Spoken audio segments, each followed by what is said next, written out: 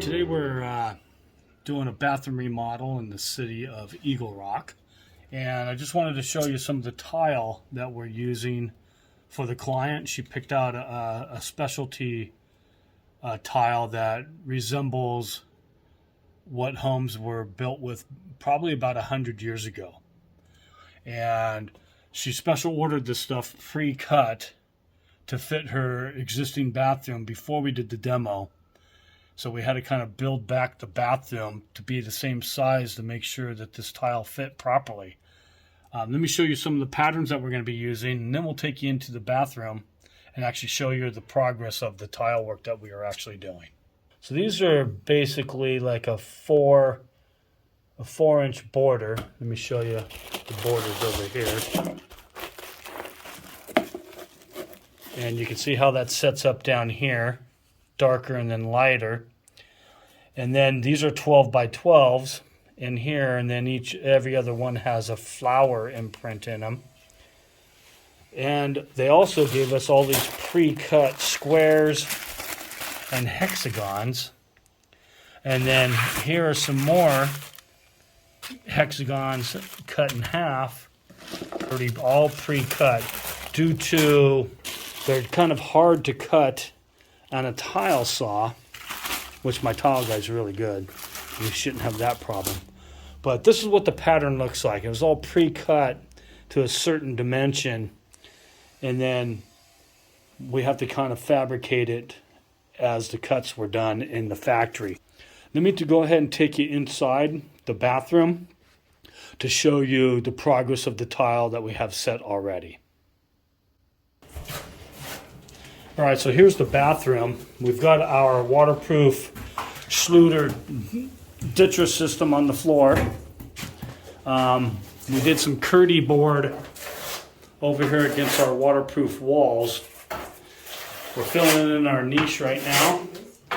And you can see we got subway tile going on. It's a 3x6 subway. And remember we showed you all the drywall work that was done in here. Smooth coat to simulate the old plaster. Medicine cabinet, a couple of wall sconces with our electrical buried behind there, ready to go. And the original medicine cabinet in here. My tile guys are going to be doing the floor today, and then let it sit, and then they'll come back on Monday and actually do all the grout on the floor and all the walls.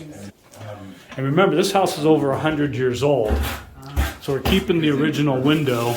But one of the problems we had, remember I showed you that tile was all pre-cut. It's going to be kind of difficult to get that tile to lay down on this floor down here because the walls aren't all square. But the tile's square. You know, 2D dimensions compared to 3D dimensions, and what you actually have out in the field don't always match, but we're going to make it work. After we get the tile all set, we're going to set the tub, the vanity, all the medicine cabinets, and do all the rest of the electrical. The other thing that we're actually doing today too is setting the cast iron tub. Let me take you over there and show you what we've got going. Okay, so here's the cast iron claw tub that we're installing. We've brought it in on a carpet dolly, and we're installing the claws, the feet of the tub. Very intricate and detailed, and it's time consuming. Remember, this cast iron tub probably weighs about 300 or so pounds. They're pretty heavy. I know the existing one, the original one that we took out of this corner here, I think they're 325 pounds.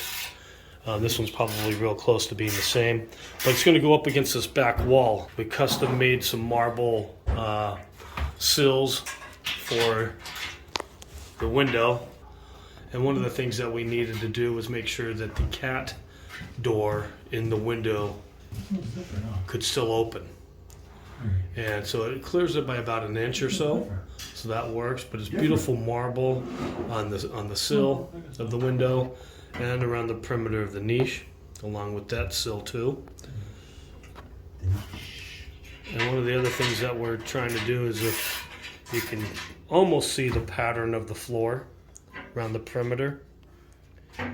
It's got the dark blue or almost black with the light blue. Very retro towards the era of when this house was built.